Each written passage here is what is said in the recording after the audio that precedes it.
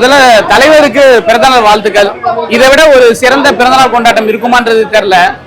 இது வந்து மற்ற ரீரிலீஸ் மாதிரி கிடையாது. மற்ற படங்கள்லாம் பல ஓடிடியில இருக்கு, தியேட்டர்ல எல்லாம் போட்டு டிவில எல்லாம் பார்த்துருக்கோம். பட் இது வந்து ரிலீஸ்க்கு அப்புறம் 25 வருஷத்துல 2 தடவை தான் சன் டிவில போட்டிருக்காங்க. அப்படிங்கும் போது இந்த படத்தை பார்க்கணும்னா தியேட்டர்ல வந்து தான் பார்க்கணும். இதுக்கப்புறமும் தலைவர் ஓடிடியை விற்பாரான்றது தெரியல.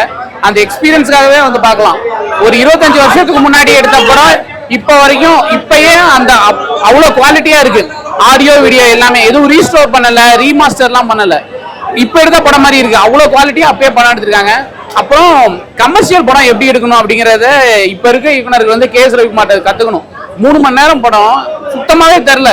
ஸ்கிரீன் பிளே வந்து கேஎஸ் ரவிக்குமாருக்கு அப்புறம் இவ்வளவு பெஸ்டான ஸ்கிரீன் பிளே ரைட்டர் தமிழ்ல இல்லங்கிறது ஒருத்தர் தான். ஒரு செலிப்ரேஷன் தியேட்டருக்கு வந்து ஜாலியா என்ஜாய் பண்ணிட்டு போலாம், வேற எதை பத்தியும் யோசிக்காம. ரொம்ப என்ஜாய் பண்ணி பார்த்தேன். தலைவர் படம் நம்ம எதுவுமே சொல்லவும் முடியாது. அண்ட் ரொம்ப பிளாஸ்டா இருந்துச்சு. எங்களுக்கு ரொம்ப ஹாப்பி. இவ்வளோ ஸ்ட்ரெஸ்ஸான லைஃப்ல வந்து இந்த மாதிரி ஒரு தலைவர் படம் வர்றது எங்களுக்கு ரொம்ப ஹாப்பியா இருந்துச்சு. ஊஞ்சல் சீன் ஃபர்ஸ்ட். எப்பவுமே அந்த பாம்பு புத்துக்களை கை விடுறது ஃபர்ஸ்டா இருக்கும். செகண்ட் வந்து அந்த ஊஞ்சல் சீன் வந்து ஐ திங்க் 3 டைம்ஸ் போட்டிருந்தாங்கன்னு நினைக்கிறேன். அதனோட மேஷா போட்டிருந்தாங்க. யா ஆஃப் கோர்ஸ் எத்தனை தடவை எனக்கு டயலாகே மறப்படம் ஆயிடுச்சு. நானும் என் ஃப்ரெண்டு வந்து மாத்தி டயலாக் சொல்லிட்டே தான் இருந்தோம்.